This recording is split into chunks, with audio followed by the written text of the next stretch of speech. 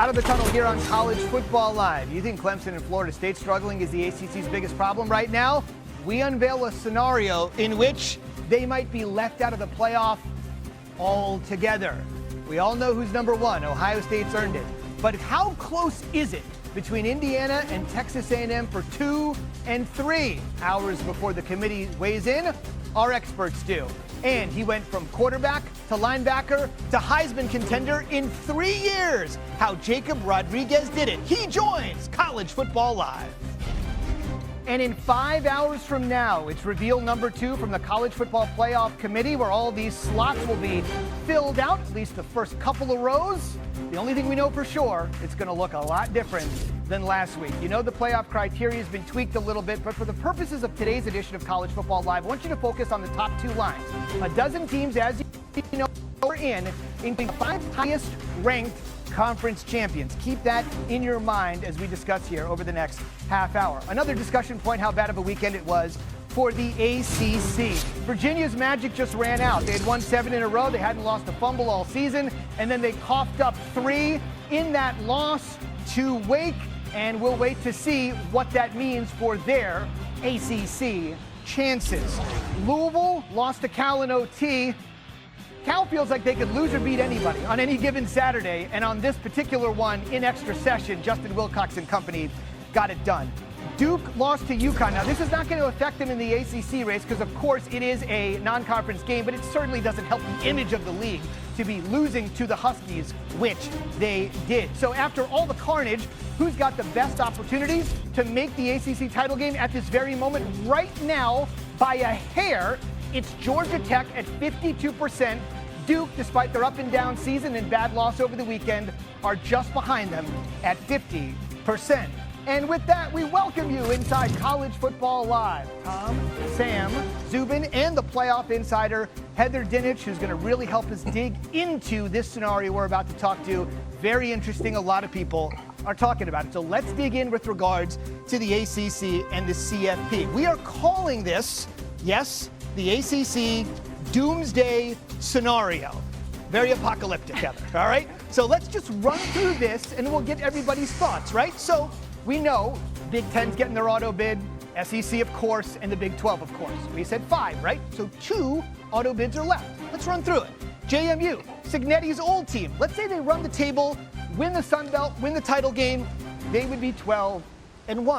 Now, USF, who has been the darling of the G5 and the committee this year, let's say they run the table, they win the American, they would finish at 11-2.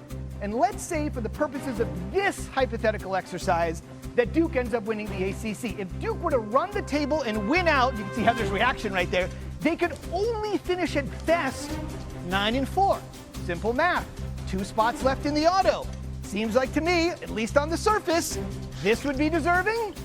This would be deserving, and this one could be on the outside looking in. So you take us inside. What is the possibility that something like this could occur and the ACC could be left out of the playoff entirely? It's definitely possible, but here's where I would pump the brakes on this. Okay.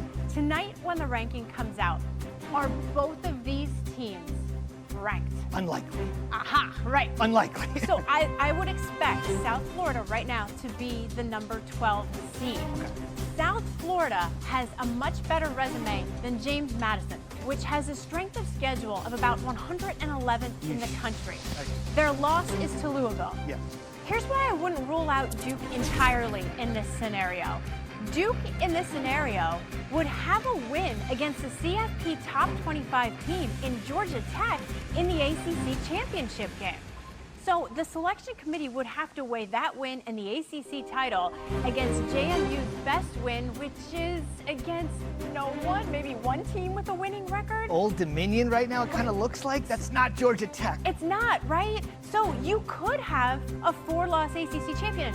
You had a 3-loss ACC champion in last year in Clemson. How much different is that?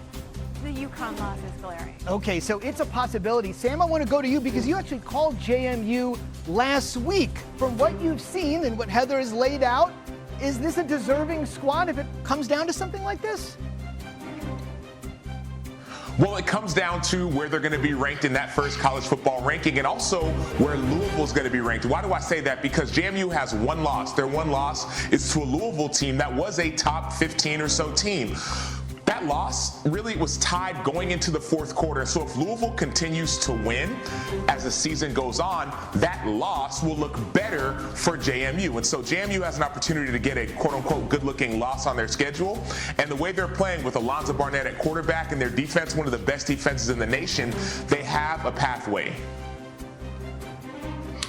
Yeah, you know, it's interesting because now we start getting into schedules, strength of conference, who are you playing week in and week out, regardless of that Louisville loss that was early in the season for JMU.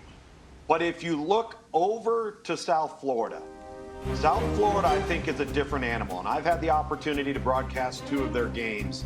And I can tell you right now, their quarterback, Byron Brown, could play for any Power 4 school in America. He is an absolute nightmare to deal with. And Alex Golesh and that staff completely remodeled this football team up front in the trenches on both sides of the ball to put together a team that is awfully difficult to handle. They've got great team speed.